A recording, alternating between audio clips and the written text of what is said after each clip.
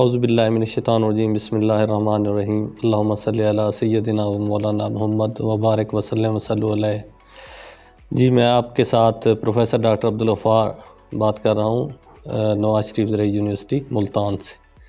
تو آج جیسے ایک ہم نے سلسلہ شروع کیا تھا کہ جنوبی پنجاب کی جو 15 اضلاع ہیں اس میں ہم آپ کو موسم کی جو پیش گوئی ہے 3 دن کی وہ بھی بیان کرتے ہیں، اور ساتھ میں گندم، کماد اور باغ جو ہیں آم کے، ان فصلات کے لیے جو ہے ہم آپ کو ساتھ میں ریکمنڈیشنز بھی دیتے ہیں کہ آپ کیسے اپنی فصلات کو آنے والے جو موسم کی پیش گوئی ہے اس کے مطابق مینیج کر سکتے ہیں۔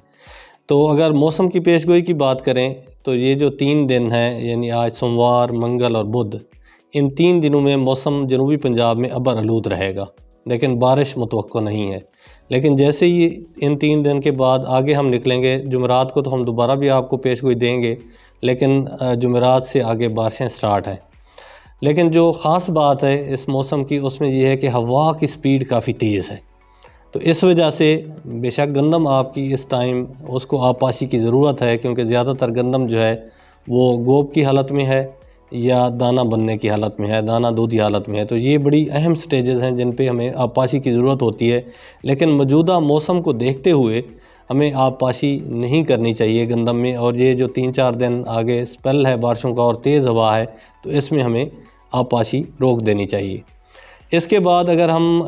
گندم میں بات کریں تو کئی جگہوں پہ تھوڑا بہت رپورٹ ہو رہا ہے کہ کونگی کا حملہ ہو رہا ہے گندم پہ، تو جہاں پہ تھوڑا بہت کونگی کا حملہ آپ کے سامنے ظاہر ہوتا ہے گندم کی فصل پہ، تو بہت زیادہ آپ کو پینک ہونے کی ضرورت نہیں ہے، بلکہ آپ جو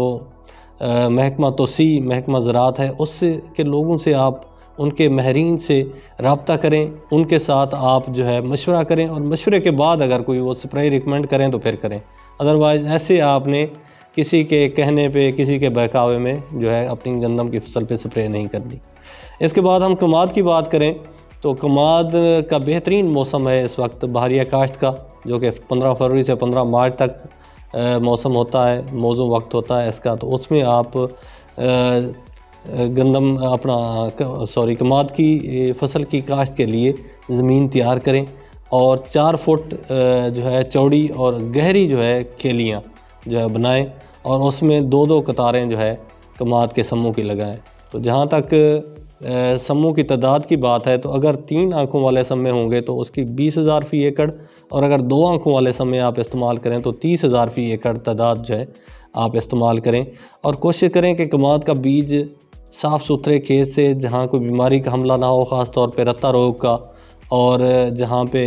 جو ہے کوئی اور بیماری نہ ہو، کیڑوں کا حملہ نہ ہو، وہاں سے آپ نے کماد کا بیج جو ہے وہ انتخاب کرنا ہے اس کا، اور کوشش کریں کہ کماد کے پودے کا اوپر والا جو 1/3 حصہ ہے اس کو بیج کے طور پہ استعمال کریں، اور باقی بے شک جو نیچے والا حصہ ہے وہ آپ مل میں بھیج دیں، تو اس سے جو ہے اگاؤ بہتر ہوتا ہے اور پودوں کی تعداد اچھی رہتی ہے۔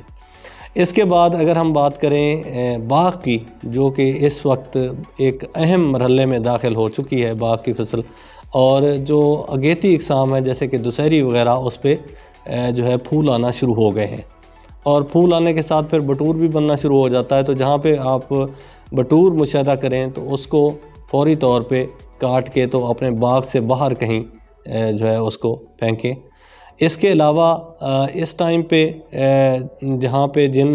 ورائٹیوں میں ابھی تھوڑی سی لیٹ ہیں، پھول ابھی نہیں نکلے، تو آئیڈیل ہے کہ وہاں پہ آپ پوٹاشیم نائٹریٹ کا سپرے کریں، تو اس سے بھی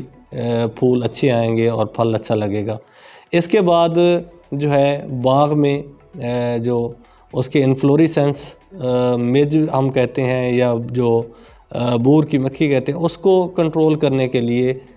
جو ہے آپ فوری طور پہ اپنے باغ کو پانی لگائیں۔ اگر آپ نے پہلے پانی نہیں لگایا تو اپنے باغات، جو آم کے باغات ہیں، ان کو پانی لگائیں، تو اس سے بھی آپ کیڑوں کو جو ہے کنٹرول کر سکتے ہیں۔ اس کے علاوہ جو آپ کے پرانے باغ ہیں، لیکن ان پرانے باغوں میں کچھ آپ نے نئے پودے لگائے ہیں یا جو چھوٹے پودے ہیں،